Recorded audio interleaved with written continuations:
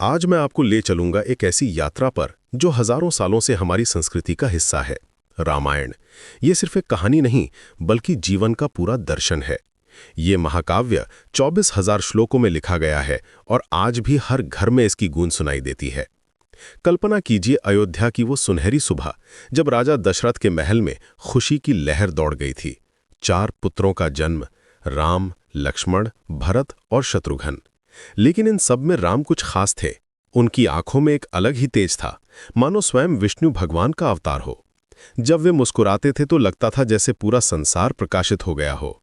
महर्षि वाल्मीकि ने इस महाकाव्य को लिखा था और उन्हें आदि कवि कहा जाता है। एक दिन जब उन्होंने क्रौंच पक्षी के जोड़े को देखा जिसमें से नर पक्षी को शिकारी ने मार दिया था, तो उनके मन से अनायास ही पहला श्लोक निकला। उसी छंद में पूरी रामायण लिखी गई। लेकिन इसकी जड़ें कहीं और भी गहरी हैं। ये कहानी उस समय की है जब धर्म और अधर्म के बीच संघर्ष चरम पर था। रावण जैसा विद्वान राक्षस जो 10 सिर रखता था, लंका का राजा था। वो चारों वेदों का ज्ञाता था, महान संगीतकार था, लेकिन अहंकार ने उसे अंधा कर दिया था। उसके पास अपार शक्ति थी, देवता भी उससे डरते थे।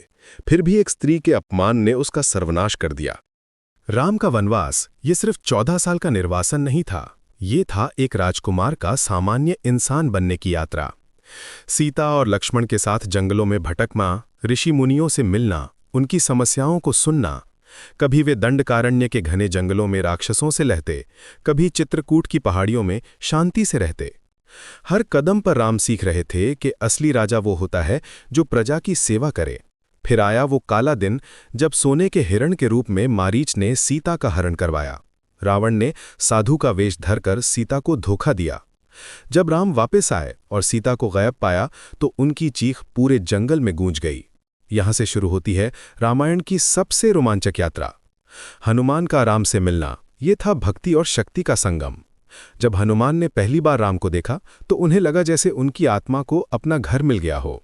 समुद्र पार करना, लंका जलाना, सीता से मिलना, हनुमान की हर गतिविधि में अटूट विश्वास था। वे पर्वत उठाकर ले आए, संजीवनी बूटी लेकर आए। लंका युद्ध सिर्फ 2 सेनाओं की लड़ाई नहीं थी, ये था अच्छाई और बुराई के बीच अंतिम निर्णय। जब राम ने रावण को मारा तो उन्होंने सिर्फ एक राक्षस का वध नहीं किया था, बल्कि हर इंसान के मन में छुपे अहंकार को खत्म किया था। अयोध्या वापसी पर दीपावली मनाई गई। आज भी हम यही त्योहार मनाते हैं। रामायण सिखाती है कि जीवन में कितनी भी कठिनाइयां आएं, सत्य और धर्म का साथ कभी न छोड़े।